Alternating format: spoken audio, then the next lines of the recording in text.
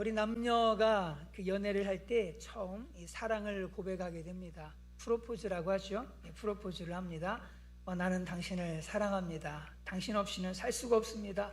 나의 사랑을 받아주십시오 라고 하면서 처음 사랑을 고백을 합니다. 이런 사랑 고백과 함께 남녀가 결혼을 합니다. 결혼한 후에는 서로에게 고마운 마음을 가집니다. 부족한 자신을 좋아해 주는 것에 감사하고, 그리고 결혼까지 해준 것을 생각할 때 너무너무 고맙게 생각을 합니다. 그래서 사랑한다고 매일매일 고백을 합니다. 우리 여러분들도 그렇게 하고 계시죠? 아멘? 네, 아멘 소리가 안 들리네요. 네, 매일같이 나같이 부족한 자와 결혼해 준 거에 대해서 감사하면서 사시기를 간절히 바랍니다. 그런데 안타깝게도요, 세월이 흐름에 따라서 이런 고마운 마음들이 사라집니다.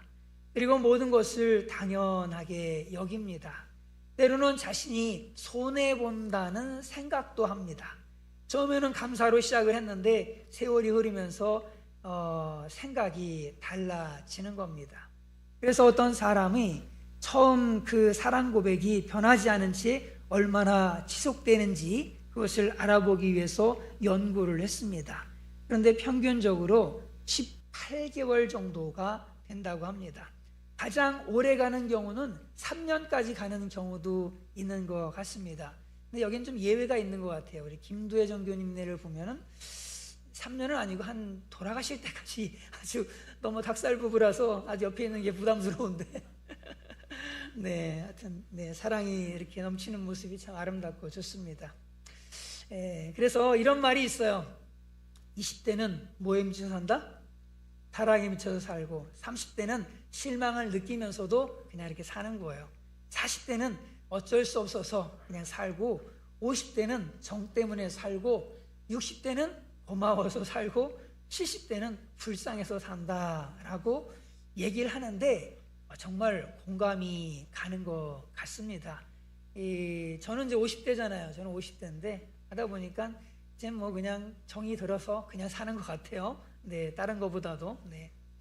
이처럼 사람의 사랑에는 참 많은 변화가 있습니다. 이런 사랑의 변화 때문에 사람들은 울기도 하고 웃기도 하고 그렇습니다. 그래서 한때 이런 노래가 유행을 했습니다. 사랑이 무엇냐고 물으신다면 눈물의 씨앗이라고 말하겠어요.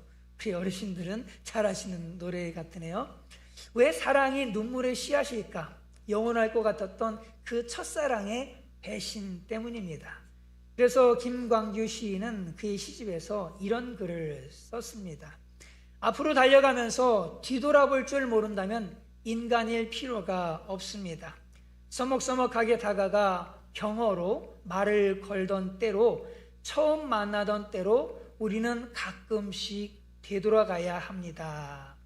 그냥 부부가 그런 것 같아요. 처음 만났을 때 얼마나 서먹서먹하고 그냥 서로 존칭어를 쓰면서 그렇게 했는데, 그러던 때로 가끔씩은 한번 되돌아갈 필요도 있다는 생각을 합니다. 상대가 상대를 대할 때 얼마나 긴장감이 있었어요. 그때는 또 상대에 대한 굉장히 존중이 여기는 그런 마음도 있었잖아요. 그리고 상대에 대해서 순수한 그런 마음이 있었던 겁니다. 그때 그 처음의 사랑을 가지고 살아야 한다는 얘기입니다. 만약 그때 그 처음 사랑의 마음을 잃어버렸다면 그때 그 처음의 사랑을 다시금 회복해야 된다라는 얘기죠.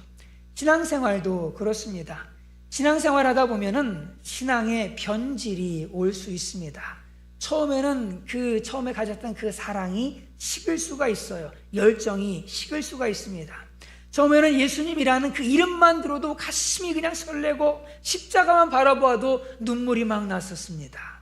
그리고 교회에 와서 예배드리고 싶은 그 기다림으로 그냥 그 마음이 가득했어요. 우리 교회에도요, 어떤 분은 오늘은 무슨 말씀을 듣게 될까? 그런 설레는 마음으로 교회로 온다고 합니다. 또 교회에 오는 것이 너무너무 기쁘다고 합니다. 또 어떤 분은요, 담임사가 하는 설교가 마약 설교라고 표현하면서 그렇게 말씀을 사모함으로 예배를 오신다고 하십니다. 어떤 분은 예배를 드릴 때마다 눈물이 나와서 휘주를 항상 옆에 두신다는 그런 분들도 있습니다. 또 어떤 분은 예선영분의 그 유튜브 방송을 듣고 또 듣고 또 듣고 또 듣고 그렇게 하시는 분도 있다고 합니다. 그런데 문제는 그 처음 신앙이 식어질 수 있다는 것입니다. 처음에는 봉사할 기회가 자신에게 주어진 것에 대해서 너무너무 감사해요. 감사해가지고 힘든 일이 있어도 그냥 감사하면서 구역장 역할, 찬양대, 교사, 단장, 정교, 부교의 직분을 그냥 충성스럽게 감당을 해왔습니다. 그런데 언제부턴가 그 풋풋하고 순수한 열정과 사랑이 식어져서 습관적으로, 의무적으로, 그냥 형식적으로 적당히 봉사를 하기 시작을 합니다. 에베소 교회 성도들이 그랬어요. 처음 사랑은 뜨겁고 순수하고 열정적이었습니다. 그런데 지금 그들의 모습은 변질이 되어버렸습니다. 그래서 예수님은 이렇게 책망하십니다. 읽습니다. 시작. 그러나 너를 책망할 것이 있나니 너의 처음 사랑을 버렸느니라. 여기서 처음 사랑이라고 할 때 이 처음은 프로토스라는 단어를 쓰는데, 이것은 첫 번째라고는 서수의 의미도 있지만 최고의라고 하는 최상급의 의미도 있습니다. 그러니까 에베소 교인들이 예수님을 처음 사랑하던 때, 그 최고로 사랑하던 그러한 때가 있었다는 거예요.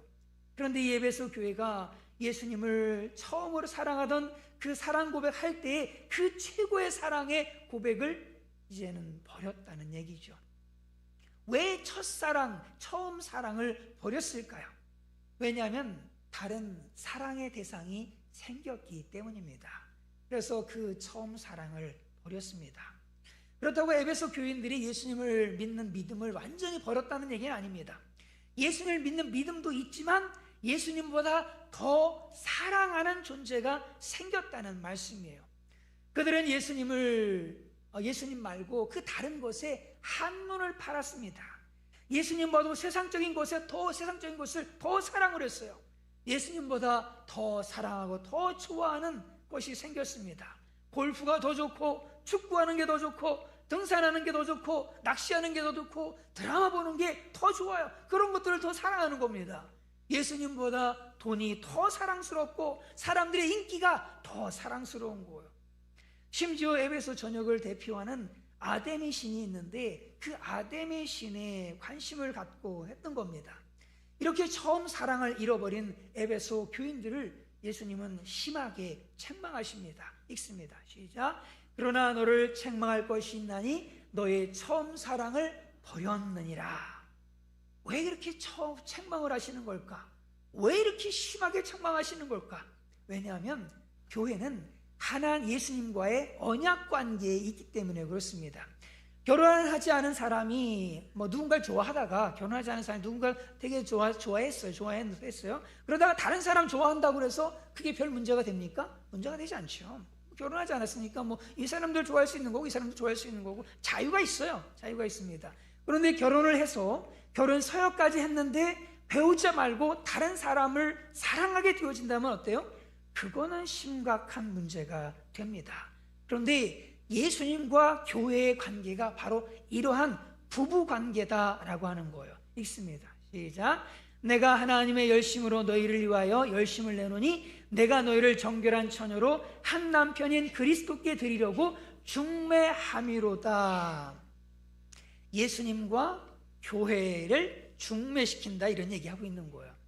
이렇게 이 그리스도는 교회의 남편이 되시고 교회는 그리스도의 아내가 되시면 됩니다. 그런데 교회가 예수님에 대한 그 사랑을 잃어버렸다면 그것은 부부관계에서 사랑을 잃어버린 것처럼 심각한 문제가 아닐 수가 없습니다. 그러므로 교회도 공동체를 이루는 우리들은 예수님과의 그 처음 사랑을 잃지 않도록 늘 점검하고 잘 지켜야 합니다. 그리고 그 처음 사랑을 잃어버린 이유, 그 이유가 뭐냐면 초심을 잃어버렸기 때문이에요. 처음 사랑이 무엇입니까? 죄로 인해서 심판받아 지옥 갈 영혼을 구원해 주신 그 은혜에 감격해서 주님만을 위해서 살겠다고 그렇게 고백한 그 사랑, 그 사랑의 고백, 그것이 아닙니까? 이 사랑은 구원의 감격으로 인한 기쁨과 감사가 넘치는 아주 자발적인 그러한 사랑인 거예요. 그래서 어느 누구도 조건 없이 누군가를 그냥 다 사랑할 수 있는 그런 순수한 사랑, 그것이 바로 처음 주님을 향한 사랑의 마음이었지요. 그런데 에베소 교회는 바로 이 처음 사랑을 버렸어요. 초심을 잃어버렸습니다. 이렇게 초심을 잃어버리면 무슨 일을 해도 형식적이 되고요, 사랑이 없는 아주 습관적으로 그냥 모든 일들을 하게 됩니다. 여러분은 지금 어떻습니까? 처음 사랑을 유지하고 있으십니까? 예수님을 향한 그 처음 사랑, 교회를 향한 처음 사랑, 부교, 정교, 단장으로서의 초심을 잘 유지하고 있으십니까? 예수님은 말씀하십니다. 읽습니다. 시작. 그러나 너를 책망할 것이 있나니 너의 처음 사랑을 버렸느니라. 너의 처음 사랑을 버렸느니라. 그들은 처음에 교회에 일이 있으면은요, 그냥 기쁨으로 달려가서 봉사를 했습니다. 그들은 처음에 성도들 한 사람 한 사람들을 보면서 너무나 기쁘고 너무나 반갑고 그냥 성도들을 보는 것 자체가 위로가 되고 막 힘이 됐었어요. 그들은 처음에요, 그 십자가의 은혜만 생각해도 막 눈물이 나고 가슴이 설레던 그 뜨거운 마음들이 있었던 거예요. 그들은 처음에요, 교회 갈 생각만 하면 그냥 그저 행복한 그 마음, 설레는 그 마음, 헌금을 준비하면서도 아까운 게 아니라 이렇게 헌금할 수 있다는 것 자체가 너무너무 기뻤던 겁니다. 그들은 처음에요, 한 영혼을 구원하기 위해서 자신의 물질을 쓰고 하는 것, 이거 시간을 쓰고 하는 것 전혀 아까운 줄을 몰랐어요. 그런데 어느 순간부터 그런 열정이 다 식어버린 거예요. 마음이 냉랭해져 버렸습니다. 열심이 식었습니다. 열정이 식었습니다. 믿음이 식었습니다. 첫사랑이 식었습니다. 아니, 예배만 드리면 되지 말이야. 교회 와서 왜 청소까지 시키는 거야 도대체? 예배만 드리면 되지 왜 교회 와서 설거지까지 시키고 음식 준비까지 해야 되고 말이야.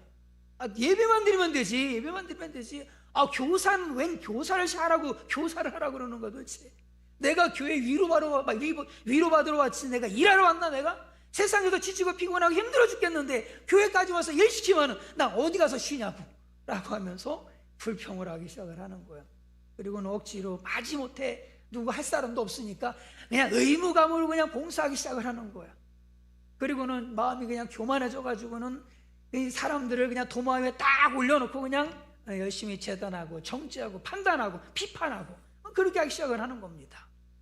예수님은 오늘 이런 그들을 향해서 이렇게 경고하십니다. 5절의 말씀을 읽습니다. 시작. 어디서 떨어졌는지를 생각하고 회개하여 처음 행위를 가지라. 만일 그리하지 아니하고 회개하지 아니하면 내가 내게 가서 네 촛대를 그 자리에서 옮기리라. 어디에서 떨어졌는지를 생각하라는 겁니다. 어디에서 떨어졌는지를 생각해보라는 거예요. 어느새 물질을 탐하고 어느새 명예와 인기를 탐하는 모습으로 변질되지는 않았는지 한번 생각 좀 해보라는 겁니다.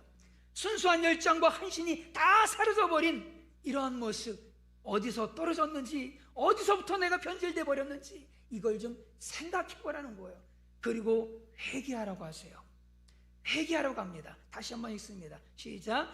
어디서 떨어졌는지를 생각하고 회개하여 처음 행위를 가지라. 만일 그리하지 아니하고 회개하지 아니하면 내가 내게 가서 내 촛대를 그 자리에서 옮기리라. 회개하여 처음 행위를 가지라 라고 말씀해요. 여기서 이 회개라는 단어를 2번이나 반복을 하고 있어요. 회개하여, 회개하지 아니하면 반복하고 있는데 이 회개하다라고 이 단어는요 180도 거슬러서 해가는 것, 180도 변화되는 걸 얘기하는 거예요. 그런데요 갑자기 180도 바꾸는 게 그게 쉬운 일입니까? 갑자기 술, 담배를 끊는다는 게 그게 쉬운 일이에요? 갑자기 새벽기도 한다는 게 쉬운 일입니까? 그럼에도 예수님은요 180도 바꾸는 회개를 하라고 하시는 거예요. 왜냐하면 시급하기 때문입니다. 성경은 말씀하죠. 성경은 이렇게 말씀합니다. 읽습니다. 시작. 이미 도끼가 나무 뿌리에 놓였으니 좋은 열매를 맺지 아니하는 나무마다 찍혀 불에 던져지리라. 오늘 내가 하나님의 부름을 받을지 누가 압니까? 오늘 당장 예수님이 오실지 누가 압니까? 그러니 늦기 전에 지금 당장 고치라고 말씀하시는 거예요. 지금 당장 회개하라고 말씀하시는 거예요. 잘못된 걸 알면은 즉시 회개하라는 거예요. 예의를 차리고 순서 따지고 그러면서 다음으로 미루고 늘 그러면 회개를 뒤로 미루다 보면은 결국은 회개를 못합니다. 예수님은 분명히 결단하라고, 분명히 돌이키라고 하십니다.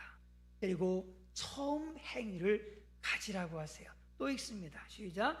어디서 떨어졌는지를 생각하고 회개하여 처음 행위를 가지라. 만일 그리하지 아니하고 회개하지 아니하면 내가 내게 가서 네 촛대를 그 자리에서 옮기리라. 사랑이 식으면은요, 행위도 달라집니다.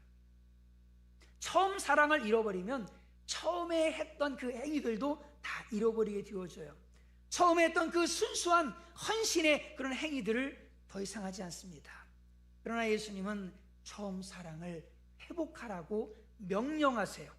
처음에 가졌던 그 사랑의 행위, 처음에 가졌던 그 믿음의 행위, 처음에 가졌던 그 열정의 행위들, 처음에 가졌던 그 충성의 행위들, 처음에 가졌던 그 순수한 행위들을 다시 회복하라고 말씀하십니다. 그러면서 무서운 경고의 말씀을 하세요. 또 읽습니다. 시작. 어디서 떨어졌는지를 생각하고 회개하여 처음 행위를 가지라. 만일 그리하지 아니하고 회개하지 아니하면 내가 내게 가서 네 촛대를 그 자리에서 옮기리라. 만일 그리하지 아니하고 회개하지 아니하면 어떻게 된다고 하세요? 내가 내게 가서 네 촛대를 그 자리에서 옮기리라 라고 말씀하세요. 이 얼마나 무서운 말씀입니까? 성경에서 촛대는 교회를 상징합니다. 그것은 교회가 복음으로 세상에 어둠을 밝히는 유일한 빛이기 때문입니다. 그런데 만일 교회가 처음 사랑을 회복하지 않으면 결국 교회가 세상에 어둠을 밝힐 수 없기 때문에 예수님은 교회의 촛대를 그 자리에서 다른 곳으로 옮기시겠다고 하시는 거예요. 또 읽습니다. 시작. 어디서 떨어졌는지를 생각하고 회개하여 처음 행위를 가지라. 만일 그리하지 아니하고 회개하지 아니하면 내가 내게 가서 네 촛대를 그 자리에서 옮기리라. 그렇다면 네 촛대를 그 자리에서 옮긴다 라고 하는 이 말씀의 의미가 뭘까요? 이것은 더 이상 이 세상에 빛을 비출 수 없는 그 교회의 문을 닫아버리시겠다라고 하는 말씀이에요. 처음 사랑을 잃어버린 에베소 교회와 소아시아의 7교회가 어떻게 됐습니까? 지금은 모두 무너져버리고 돌무더기만 남았습니다. 예수님께서 촛대를 옮기셨기 때문입니다. 아무리 과거에 열심히 충성을 했고 아무리 악한 자들을 물리쳤다 할지라도 예수님에 대한 처음 사랑을 잃어버리게 되어진다면, 그래서 세상에 빛을 비출 수 없는 그런 교회가 되어진다면 하나 예수님은 그 교회를 닫아버리십니다. 얼마나 무서운 경고의 말씀인지 모릅니다. 여러분, 이게 뭐 같습니까? 카지노 하는 것 같지 않으세요? 그런데 여기가 어딘지 아십니까? 교회입니다. 여기가 교회입니다. 전 세계 수많은 선교사들을 파송했던 유럽의 교회들이었지만 그들에게서 촛대가 옮겨지니까 그 크고 멋있는 교회가 이제는 멋진 술집으로, 멋진 또 카지노로, 우상 숭배하는 또 이슬람 사원으로 그렇게 바뀌어버리고 있는 현실입니다. 지금 우리가 이 경고의 말씀을 듣는 것은 축복입니다. 왜냐하면 경고를 듣고 있다는 것은 아직 기회가 있기 때문입니다. 주님께 주시는 그 기회일 때 어디서 떨어졌는지, 언제부터 어디서부터 빗나가기 시작했는지를 잘 생각해보고 돌이켜서 처음에 가졌던 그 순수하고 헌신된 그 믿음의 행위들을 회복하는 그런 모두가 되기를 간절히 바랍니다. 이렇게 처음 행위를 회복하는 사람들에게 예수님은 축복의 말씀을 주세요. 읽습니다. 시작. 귀 있는 자는 성령이 교회들에게 하시는 말씀을 들을지어다. 이기는 그에게는 내가 하나님의 낙원에 있는 생명나무의 열매를 주어 먹게 하리라. 말씀을 듣고 회개한 자에게 하나님의 낙원에 있는 생명나무의 열매를 주어서 그 영생을 얻게 하시겠다라고 말씀하세요. 그러므로 우리는 이기는 자가 되어야 됩니다. 회복하는 자가 되어줘야 됩니다. 촛대가 옮겨지기 전에, 기회가 지나버리기 전에 회복해야 됩니다. 우리는 어디에서 떨어져 있습니까? 잘 생각해 보십시오. 그리고 촛대가 옮겨지기 전에 결단하십시오. 처음 사랑과 처음 행위를 회복하십시오. 더 늦기 전에 이기는 자가 되십시오. 그래서 하나님의 낙원에 있는 생명나무의 열매를 모두가 먹는 그런 모두가 되시기를 주님의 이름으로 축원을 드립니다.